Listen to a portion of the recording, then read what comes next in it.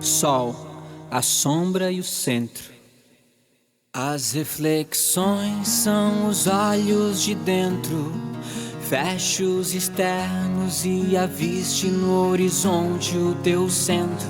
Parece estar distante, há vales e montanhas e as nuvens lá em cima camuflando as cimeiras. À frente uma trilha de águas cristalinas e as pedras desenhando a jornada rio acima.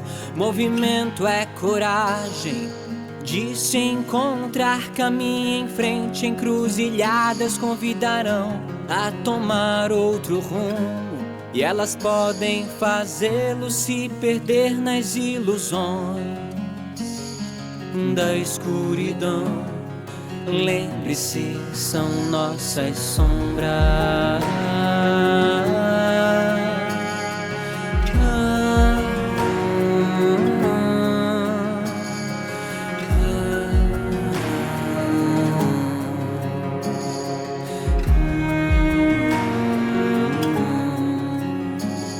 Aceite o contato com toda firmeza nos seus ideais, pois faz bem se relacionar com os defeitos e harmonizar.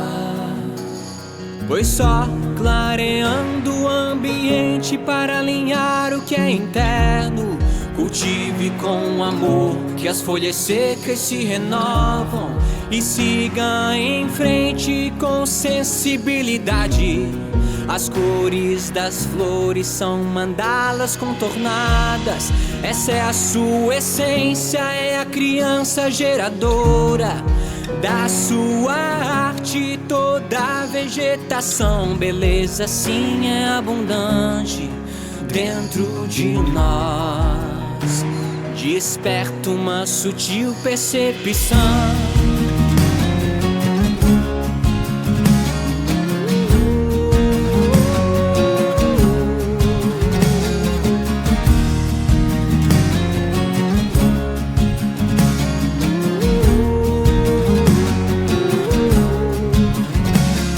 Perceba que quando o sol brilha na frente, as sombras ficam pra trás. E veja a imensidão iluminando aonde vais. Suba as pedras decoradas apontando seu altar. Você maturou, contemple, reverencie-se e sinta o amor que irradia deste centro. Aquele que medita é você e te aguarda paciente. Abrace e aceite quem você é. O anfitrião e o visitante se encontram e então celebram a conquista verdadeira, pois conquista verdadeira ela é imaterial. Todos os segredos são seus e se revelam via campo.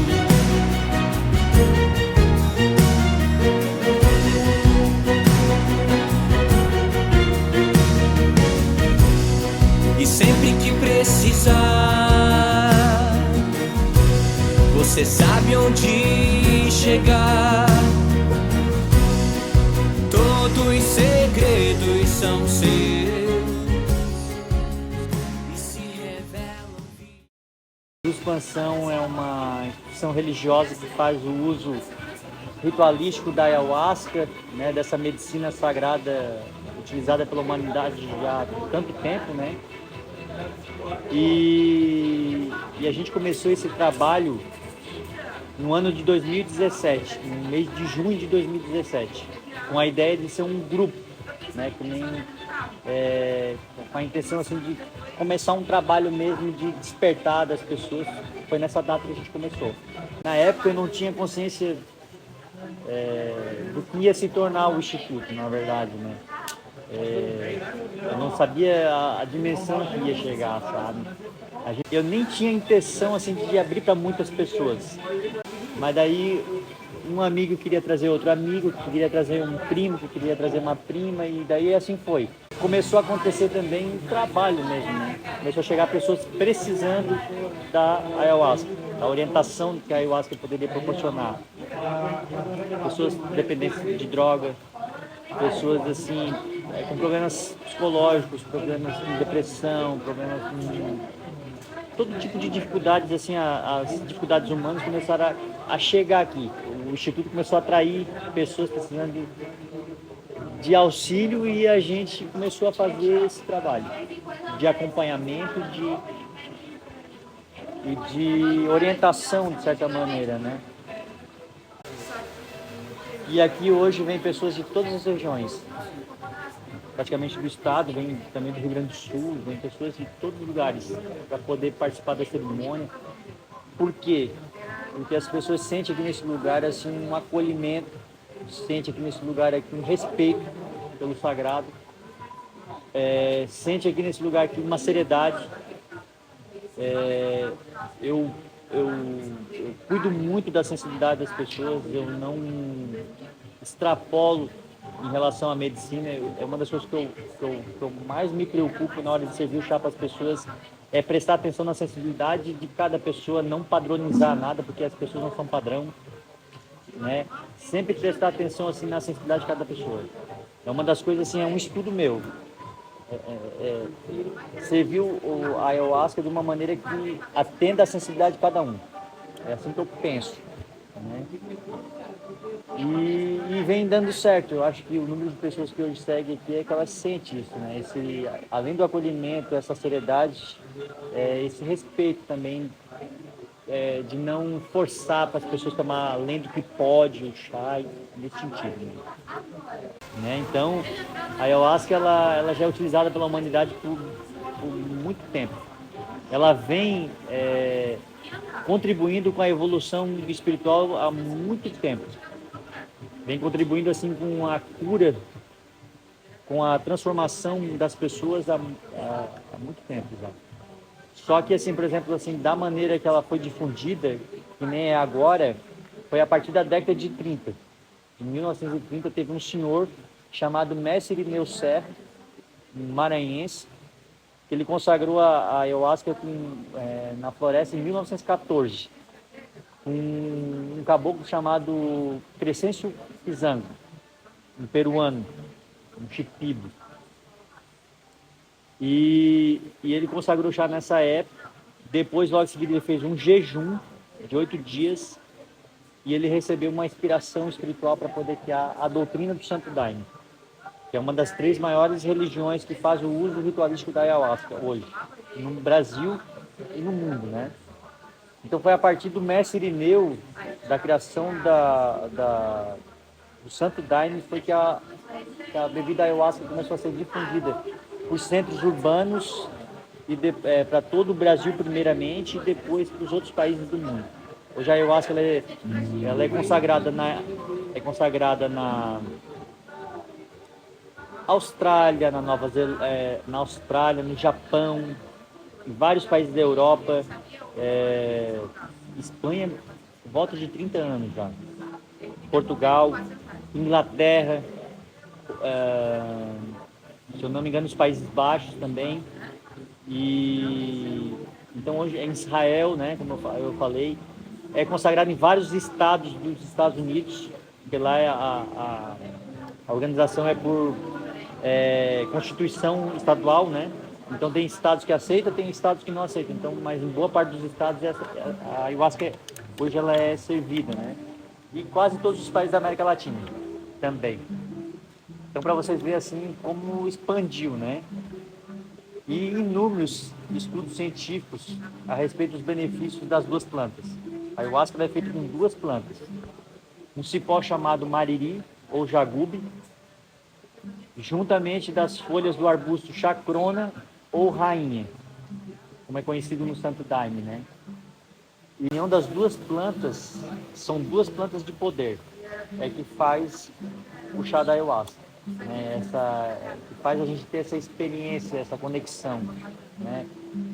A ayahuasca é uma experiência de concentração e meditação profunda, num nível muito profundo. Mesmo que a gente tente meditar na nossa cultura ocidental, é muito difícil a gente conseguir os estados de meditação que eles alcançam no Oriente, porque não faz parte da nossa cultura. E a ayahuasca ela proporciona dentro desse espaço de 4 a 5 horas essa meditação de uma forma natural. O efeito dela é isso, principalmente, né? Então ela faz a pessoa ter uma reflexão profunda de si mesmo, conhecimento das suas emoções, dos seus sentimentos, uma ressignificação de coisas que precisa para a pessoa se sentir melhor, para a pessoa se sentir mais como é que eu posso explicar assim, para a pessoa poder assim, se libertar das coisas que atrapalham a caminhada dela, né? Então a ayahuasca, através da expansão da consciência que ela proporciona, ela ajuda a gente a ter essa viagem, né, de conhecimento do seu próprio eu. É como se fosse assim uma experiência que é como se fosse uma psicoterapia, só que sem o psicólogo. O psicólogo daí é a nossa consciência expandida, a gente tem acesso às informações, um diálogo íntimo. Então, muito transformador, muito significativo.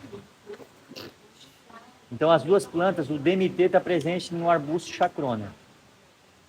Só que se tu tomar só o chá da chacrona, o DMT ele não é absorvido pelo nosso organismo.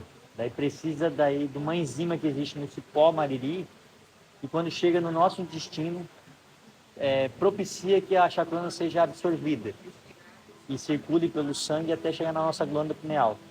E é onde tem as visões, onde aguça a memória, os sentidos, onde a gente tem essa reflexão com muita profundidade.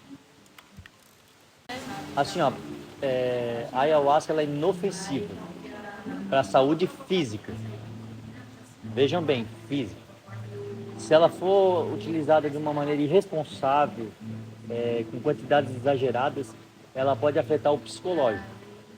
Se não for num lugar bem conduzido, se não for num lugar bem assim orientado, que se respeite as quantidades certas, ela pode interferir.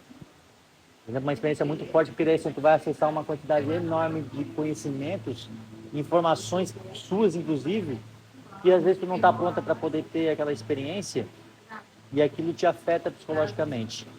Então, o que a ciência recomenda? O Conselho de Psiquiatria recomenda não ser servido a ayahuasca para pessoas que têm esquizofrenia, transtorno bipolar, que já teve internações, que já teve o surto, né? Pessoas que já estão com demência, pessoas de idade com demência já, né? Que não está mais com a lucidez. Mas a maior parte das pessoas pode consagrar ayahuasca. Inclusive, assim, as pessoas me perguntam, pessoas depressivas pode? Pode e deve, porque o DMT presente na ayahuasca é um dos maiores antidepressivos naturais que existe. Claro que de uma maneira acompanhada. E tudo isso a gente analisa. A gente serve o chá de uma maneira responsável. Não é assim, para qualquer pessoa, tem que ter todo um cuidado. Até que tem um ditado na ayahuasca que diz que a ayahuasca é para todos, mas nem todos são. O nem todos são é porque tem algumas pessoas que não podem ter essa experiência. Não tem condições psicológicas para poder ter a experiência. É só nesse sentido.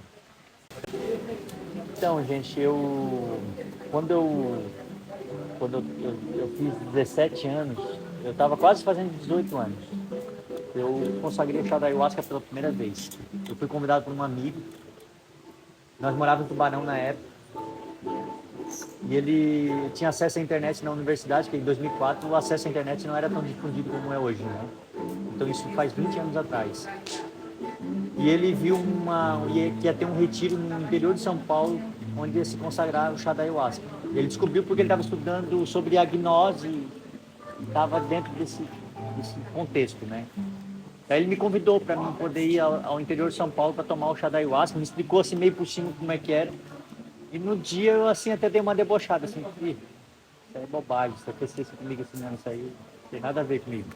Mas eu vou por causa da viagem, porque eu era jovem, eu nunca tinha saído do estado de Santa Catarina, nunca tinha viajado assim para São Paulo, né? Não, eu fui mais pelo passeio. confesso para vocês. Daí a gente saiu de Tubarão, a gente viajou 18 horas até o interior de São Paulo, na cidade de Bauru, lá no interior de São Paulo.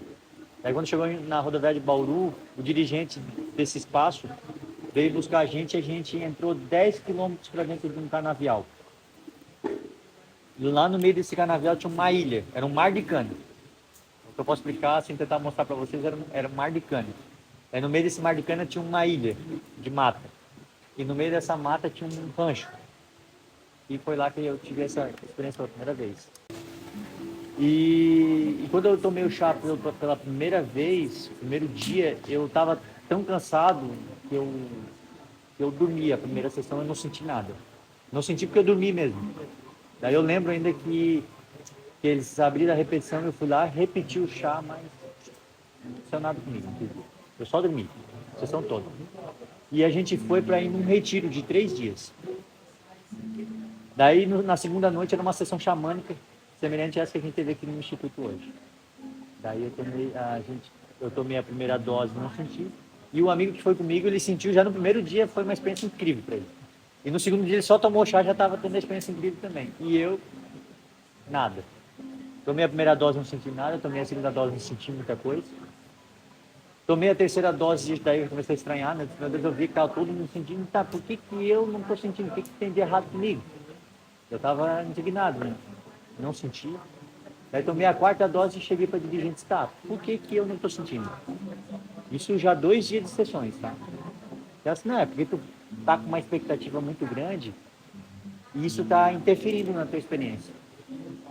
E eu acho que também, na época, foi por causa das minhas crenças religiosas. Eu era evangélico, daí aquilo ali para mim não estava assim fechando dentro de mim, sabe? E eu acho que isso me bloqueou um pouco. Eu vi aquilo ali de um outro, eu olhava aquela situação de outra forma. Lembrando disso agora, né?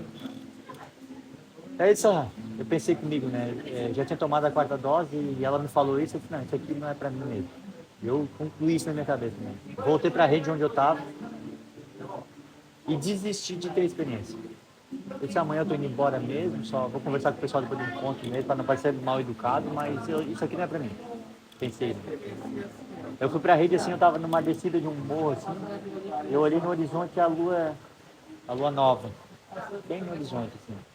Daí eu comecei a balançar na rede e olhando a lua nova assim, tá bonito assim, mas daí eu fui me soltando, né? Esqueci da experiência, né? E eu nunca me esqueço o que eu senti no primeiro dia. Igual aquele dia, nunca mais se repetiu. Faz 20 anos, igualzinho mesmo, eu não senti mais, daquela forma assim, tão marcante que foi. Eu senti assim, a experiência poderia dizer assim, eu senti na minha cabeça, eu senti no meu corpo. Não, eu não senti na minha cabeça, eu não senti no meu corpo. Eu senti exatamente ela começando no centro do meu coração. Só não falar para vocês agora, eu tô me arrepiando assim de como foi profundo para mim, sabe? Eu senti como se aquilo fosse me dominando, sabe? Do centro do meu coração aquilo foi irradiando e foi me dominando. E a primeira coisa que me veio na minha cabeça, naquele momento, um sentimento de gratidão muito grande, uma conexão com Deus e com... não sei nem explicar. Foi assim... E daí, as primeiras pessoas que me veio na minha mente, meu pai e minha mãe. E a minha família. Tipo assim, o sentimento assim de gratidão por eu estar vivo, de eu poder, sabe, assim, daí o reconhecimento por tudo que eles fizeram, assim, foi tudo muito rápido, sabe? Nunca dei bola para isso e naquele momento ali veio uma consciência tão profunda disso tudo em minutos. E se eu pudesse materializar meu pai e minha mãe naquele momento na minha frente e abraçar eles e agradecer por tudo, eu faria aquilo naquele momento, sabe? E tão bonito que foi para mim. E daí eu naturalmente comecei a chorar e foi assim, eu não sei quanto tempo passou, mas foi uma das experiências mais bonitas que eu já senti na minha vida, sabe?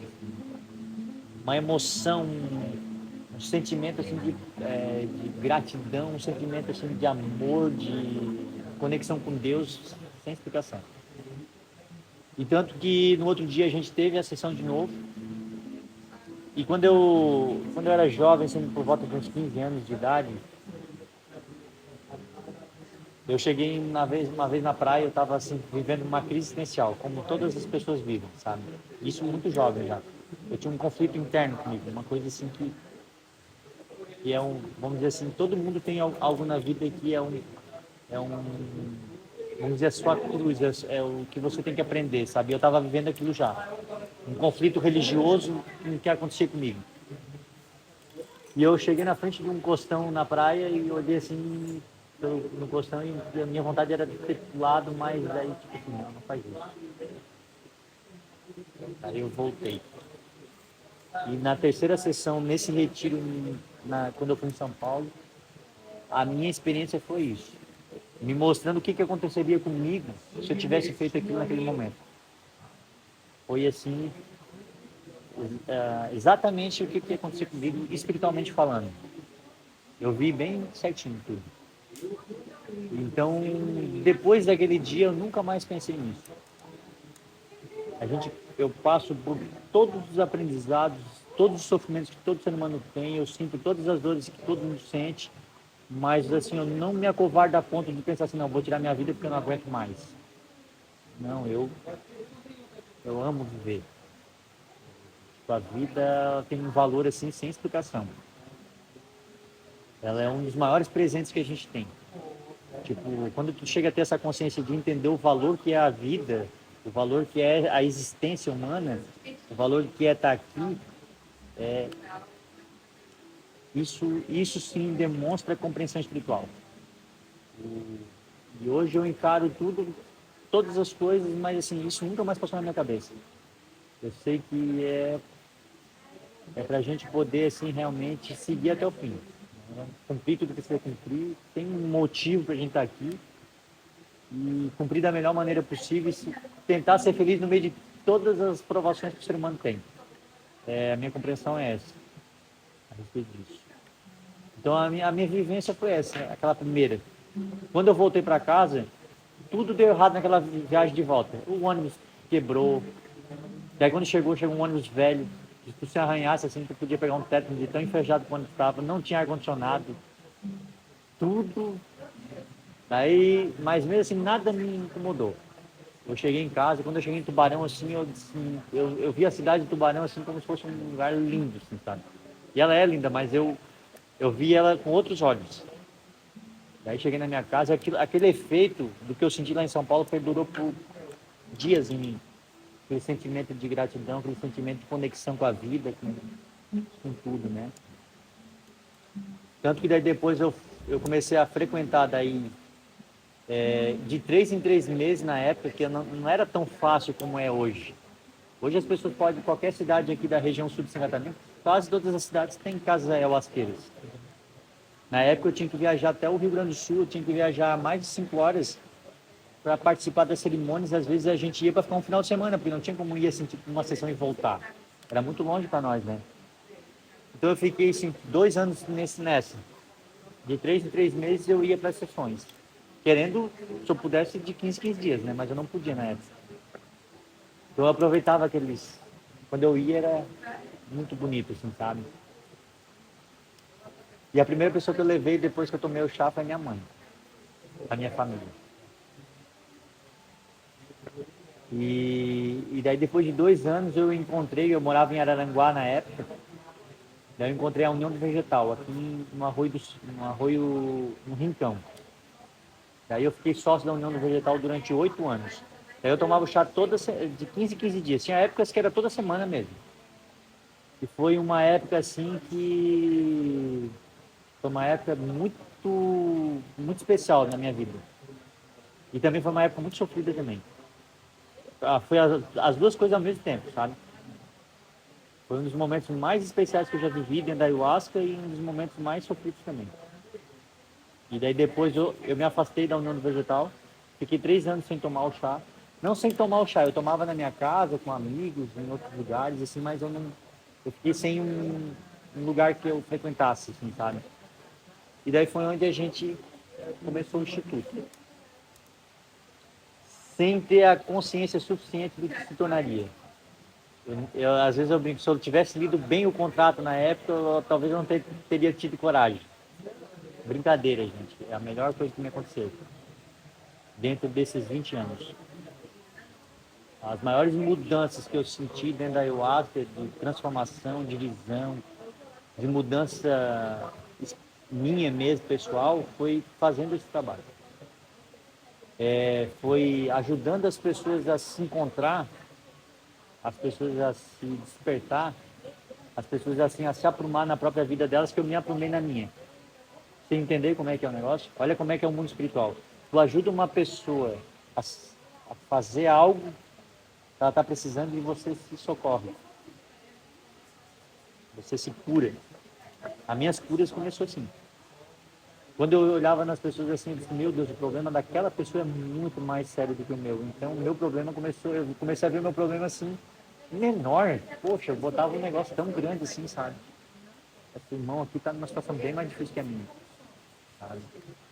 Então, isso me ajudou a me curar também, a me transformar também, a amadurecer, espiritualmente falando. É isso, gente. Essa história aí.